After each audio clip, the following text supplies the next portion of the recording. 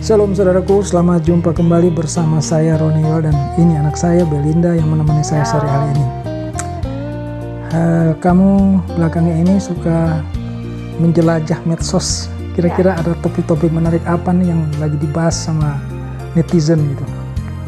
Topik. Aku suka nonton TikTok kan.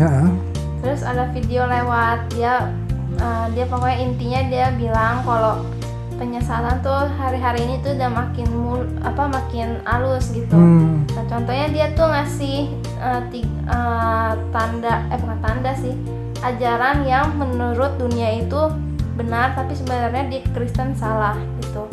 Kayak contohnya love yourself gitu. Mencintai diri sendiri ya. Dan itu tuh banyak orang Kristen yang nggak terima dikasih tahu gitu. Jadi begini ya, sebelum Yesus Kristus datang ke dalam dunia ini berkorban di kayu salib untuk keselamatan manusia. Iya. Kita harus pahami dulu bahwa keberadaan manusia itu di dalam dunia ini hancur, rusak, parah. Kita ini umat-umat binasa. Iya. Nah, ini yang barangkali orang suka nggak sadar, sehingga mereka seringkali beropini seolah-olah mereka ini orang yang tadinya baik-baik aja gitu loh. Sehingga mereka membuat satu konsep-konsep tanpa menyadari bahwa kehidupan ini parah gitu. Ya kan, kita ini umat binasa. Kamu bisa bayangkan kalau umat binasa itu mau bikin teori keselamatan, mana bisa? Waduh, iya. Iya kan? Itu yang kita mesti pahami. Jadi waktu Yesus Kristus belum berkorban di kayu salib, artinya belum ada keselamatan itu di dalam dunia ini. Kita umat manusia, ya, siapapun yang lahir di dalam dunia ini, itu umat binasa semua. Iya. Nah, ketika Yesus berkorban di kayu salib, maka terbukalah pendamaian, ya kan, keselamatan itu, sehingga setiap orang yang mau percaya kepada Yesus Kristus sebagai Tuhan dan Juru Selamat, mereka boleh beroleh keselamatan. Nah, proyek ini adalah proyeknya Allah. Dan tentu saja kita tahu bahwa ada yang tidak suka dengan proyek semacam ini. Itu yang disebut iblis, ya kan? Sejak semula, sejak Adam dan Hawa diciptakan, iblis sudah mengambil peran untuk menjatuhkan manusia di dalam dosa, dan kala itu dia sukses. Ya, kala itu dia sukses gitu. Nah, dan iblis itu tidak bekerja hanya ketika Adam dan Hawa. Dia terus sampai dengan sekarang dan sampai nanti akhir zaman. Selagi belum datang Yesus Kristus untuk kedua kali, dia terus akan berjuang berusaha sebanyak-banyak mungkin orang disesatkan. Dan seperti yang kamu sebutkan tadi, betul, iblis itu kan tidak akan terang-terangan di dalam melakukan tipu dayanya. Kalau dia melakukan tipu daya itu dengan terang-terangan, siapa juga yang mau ketipu ya? Justru dia harus melakukan dengan cara yang begitu halus gitu. Makanya di dalam Alkitab ada firman Tuhan yang mengingatkan kita tuh, bahwa iblis itu menyamar sebagai malaikat terang. Nah, iblis menyamar sebagai malaikat terang, kita bisa bayangkan ya, ini seperti kita datang ke suatu etalase toko yang jual tas branded ya, yang harga satu bijinya mungkin ada harga 1M gitu, ya kan? Atau 800-700 juta gitu. Lalu dijajarkan di sampingnya KW Super. Bagi orang yang tidak betul-betul pemain ya di tas branded itu, mereka bisa pasti mengalami kesalahan mendeteksi gitu. Disangkanya KW Super ini juga adalah tas yang betul-betul branded original. Iya. Nah, demikian juga dengan umat Tuhan gitu. Tipu daya iblis itu melakukan cara-cara seperti itu. Dia meniru-niru apa yang difirmankan Allah, ya kan? Lalu kemudian menyimpangkan untuk mencapai tujuan dia dalam penyesatan. Ya, jadi seperti terjadi ketika Hawa digoda oleh iblis. Dia berkata, bukankah Allah berfirman? Dengan kata itu kan Hawa merasa, oh ini sedang berbicara tentang Allah gitu. Iya. Tapi setelah dia merespon, iblis mulai mainkan. Ya, waktu Tuhan Yesus juga dicobai ya oleh iblis. Dia juga menggunakan firman Allah. Iya. Ya kan? Ada tertulis. Nah, seperti itu disebutkan. Ada tertulis Dan Yesus pun merespon juga, ya, merespon dengan berkata juga, ada tertulis, ya. Iya. Jadi iblis itu seperti kamu bilang tadi, menggunakan cara-cara yang halus, ya, itu memang benar. Nah, siapa yang akan termakan oleh tipu daya iblis seperti itu? Orang-orang yang nggak baca kitab. Ya, tentu saja orang-orang yang hidupnya tuh jauh daripada firman Tuhan. Iya. Nah, makanya kita harus betul-betul membaca firman Tuhan, ya, merenungkan siang dan malam seperti pesan firman Tuhan itu sendiri. Ya, kita harus merenungkan firman Tuhan itu siang dan malam supaya Roh Kudus itu hidup di dalam diri kita. Sehingga manakala ada suatu pencobaan dari iblis, ya kan? Iya. Tipu daya dari iblis datang, kita mempunyai benteng, ya, kita bisa membeda-bedakan gitu. Iya.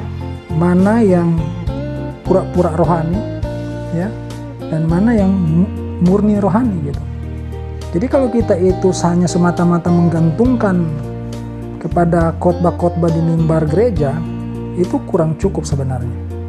Ya, kita tidak mau mencurigai atau tidak mau menghakimi siapa-siapa, tetapi demi kewaspadaan zaman kini, ya, kita perlu secara pribadi itu mempunyai waktu-waktu untuk merenungkan firman Tuhan itu secara pribadi. Iya. Karena firman Tuhan itu memang kan bukan hanya untuk hamba-hamba Tuhan, tapi setiap orang, ya. Firman Tuhan itu sudah Tuhan berikan kepada setiap orang. Kita ambil contoh saja misalnya Petrus. Ya. Siapa sih dia? Kan nelayan, ya. Iya.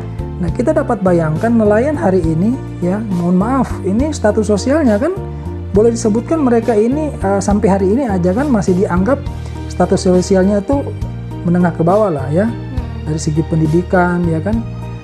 Nah, tetapi kalau kita lihat di masa Petrus, itu berarti kan jauh lagi, ya, dari ribuan tahun yang lalu sebagai nelayan kayak apa coba? Iya. Nah, seperti itu pun masih bisa memahami apa yang Tuhan mau melalui firman-Nya. Jadi, kembali ke awal tadi bahwa kita juga perlu sadari gitu, bahwa sebelum kita mengenal kebenaran atau kita mengenal firman-firman Tuhan, ya, kita ini adalah orang yang binasa. Iya. Gitu. Nah, kalau kita sadar bahwa kita ini ada orang yang binasa, maka kita tidak punya satu alasan apapun, ya, untuk kita jadikan sebagai bandingan dengan kebenaran firman Tuhan. Maksudnya begini, kamu baca aja firman Tuhan suruh apa itu kamu kerjakan, gitu loh. Jangan kita sok-sok merasa kita ini udah baik, ya kan, kita begini aja gitu. Iya. Artinya jangan kita menggunakan otak kita, ya kan, kebatinan kita untuk di-compare, diperbandingkan, ya, atau mengukur firman Tuhan itu apalagi. Begitu. Jadi bacalah firman Tuhan. Firman Tuhan ngomong apa? Udah itu aja. Iya. Ya, kadang-kadang kan kita baca firman Tuhan kan timbul dalam pikiran kita bahwa saya kan begini, ya kan? Timbul di batin kita, saya kan nggak nyaman atau apalah. Itu namanya kita sudah menggunakan sisi binasanya kita yang seharusnya tidak layak itu untuk dijadikan komparasi, perbandingan atau sebagai ukuran terhadap firman Tuhan itu. Ini tidak benar gitu. Jadi kita ini harus seperti anak kecil, kata firman Tuhan, yang datang kepada Tuhan gitu kan. Anak kecil gimana? Ya, dia kan betul-betul menaruh harap sepenuhnya kepada orang tuanya. Iya. Dia tidak curiga. Ya, dia menerima semua yang diberikan oleh orang tuanya. Ya, pasti itu baik gitu. Iya. Nah, terhadap Allah juga kita harusnya seperti itu. Ya, kita tidak usah lagi menggunakan suasana kebatinan kita. Kalau Tuhan Yesus bilang, jangan kamu khawatir dengan apa yang hendak kau makan, hendak kau pakai. Jangan bilang tapi. Itu kan kebatinan kamu, tapi itu kan. Tapi kan saya uangnya lagi nggak ada, gitu kan. Mau bayar ini nggak ada uang. Itu kan tapi-tapinya manusia yang saya sebut tadi adalah binasa sebelum kenal kebenaran. Gitu. Jadi itu yang mesti kita kikis. Percaya sepenuhnya kepada firman Allah. Kan yang ngomong jangan khawatir tuh Allah itu sendiri kok. Yang membentuk kita, yang kata firman Tuhan itu ditenun ya sejak dari dalam kandungan ibu. Iya. Dalam kandungan ibu kita, ya kan? Nah, itulah sebabnya coba kita baca di Lukas 18 ayat 8. Lukas 18 ayat 8. Ini sangat penting sekali. Jadi pertanyaan tadi kamu itu sangat bagus. Karena ini justru memang hal yang sangat penting hari-hari ini untuk kita ketahui ya. Coba kamu baca 18 ayat 8. Lukas 18 ayat 8. Aku berkata kepadamu, Dia akan segera membenarkan mereka. Akan tetapi jika anak manusia itu datang, adakah yang mendapati iman di bumi? Nah, perhatikan. Perkataan yang barusan kita dengar tadi itu adalah dari Yesus Kristus sendiri. Iya. Siapa Yesus Kristus itu? Tuhan. Tuhan berarti yang empunya sorga. Iya. Dia bertanya hal ini. Terus respon kita sebagai manusia bagaimana? Santai aja gitu, biasa aja gitu. Iya kan? Ini yang sangat berbahaya gitu. Kebiasaan-kebiasaan manusia yang binasa itu masih kita terus tidak sadari gitu. Sehingga kita itu kadang merespon Tuhan itu terlalu biasa. Kita tidak menganggap perkataan-perkataan firman itu sebagai sesuatu yang luar biasa. Iya. Ya, seharusnya kan kita mendengarkan firman Tuhan ibarat kamu tuh mendapatkan suatu hadiah yang sangat kamu idam-idamkan lama. Dan lalu saat itu kamu dikabar, ada nih buat kamu. Kan respon kamu, wow gitu kan. Iya. Kita mesti seperti itu gitu, suasana batin terhadap firman Tuhan. Betul, Nah, tapi kalau kita firman Tuhan kita hanya baca dan mengkategorikan semacam suatu pengetahuan belaka, ya kita tidak akan mendapatkan intisari, tidak akan mendapatkan sentuhan ilahi di situ. Gitu, karena Allah tuh tidak mau berkenan kepada orang yang tidak tulus hatinya gitu.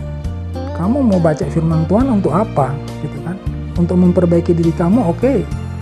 Roh Kudus akan berkata-kata di dalam batin kamu supaya kamu mampu untuk memperbaiki kehidupan kamu, kepribadian kamu, karakter kamu. Ya kan? Tapi kalau kamu itu membaca itu cuma sekedar jadikan pengetahuan, tidak ada kesungguhan hati untuk melakukan, percayalah itu tidak akan jadi apa-apa dalam diri kamu. Lelah juga. Lelah juga, karena kamu tuh akan jadi orang yang pintar bersilat lidah, tidak ubahnya dengan ahli Taurat dan orang-orang Farisi. Iya. Ya, ayat semua hafal di luar kepala, tapi tidak ada yang dilakukan. Itu ya. Nah, sekarang kita lihat tadi bahwa Tuhan Yesus itu berkata, ya, Ia akan segera membenarkan mereka, akan tetapi jika anak manusia itu datang, adakah Ia mendapati iman di bumi? Kenapa iman yang ditanya gitu? Ya, coba kita lihat di Efesus 2 ayat 8. Efesus 2 ayat 8 di sana bilang apa coba? Efesus 2 ayat 8. Efesus 2 ayat 8. Aku yang baca. Baca. Efesus 2 ayat 8. Sebab karena kasih karunia kamu diselamatkan oleh iman. Sebentar. Sebab karena kasih karunia kamu diselamatkan oleh iman. Ya. Jadi keselamatan manusia itu ya kan oleh kasih karunia, oleh karena iman. Ya. Ya, karena kasih karunia kamu diselamatkan oleh iman. Ya. Oke. Itu bukan hasil usahamu, tetapi pemberian Allah. Ya. Nah, kita lanjut sekarang di 1 Korintus 15 ayat 2. 1 Korintus 15 ayat 2. Ya, Oleh Injil itu kamu diselamatkan. stop dulu sampai situ. Tadi disebutkan iman kan, keselamatan itu iman. Ya. Lalu sekarang disebutkan di Korintus bahwa oleh Injil itu kamu diselamatkan. Lanjut. Asal kamu teguh berpegang padanya, seperti yang telah kuberitakan kepadamu, kecuali kamu telah sia-sia saja menjadi percaya. Nah, jadi kaitannya begini. Kalau kita bicara soal iman, ini bukan hanya sekedar berkata-kata, aku percaya bahwa Yesus itu adalah Tuhan dan Juru Selamat. Itu pernyataan iman memang, ya kan? Tetapi orang yang beriman itu sesungguhnya adalah orang yang melakukan setiap perintah-perintah firman Allah.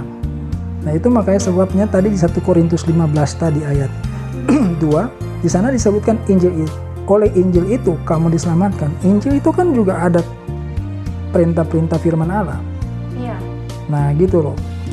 Jadi kita jangan juga terkecoh ya dengan suatu doktrin ajaran-ajaran sekali selamat tetap selamat. Ya, karena sudah dibaptis, sudah mengaku bahwa Yesus itu adalah Tuhan dan Juru Selamat, kemudian cuman rutinitas gitu ke gereja, ya kan, Iya. berdoa, ya, dan lain sebagainya. Padahal sebenarnya orang beriman itu adalah diukur dari dia melakukan perintah-perintah firman Allah. Mana ada sih orang yang tidak beriman mau melakukan perintah firman? Iya. Sedangkan kamu menagih janji firman Tuhan saja, kamu membutuhkan iman. Iya. Iya kan? Seperti apa misalnya? Kata firman Tuhan, kalau kamu meminta sesuatu tuh jangan bimbang. Ya toh? Nah, itu aja kan ada suatu tuntutan. Jadi iya, dalam hal iman itu kita butuh suatu ketenangan, ya kan, ketidakbimbangan. Nah, kalau kamu meminta sesuatu kepada Tuhan tanpa iman pun tidak bisa, ya, apalagi melakukan perintah firman Tuhan. Nah, ini yang kadangkala kurang dimaknai dengan sungguh-sungguh oleh umat Tuhan. Iya. Jadi mereka itu menjadi umat Tuhan yang merasa sudah selamat. Hati-hati loh.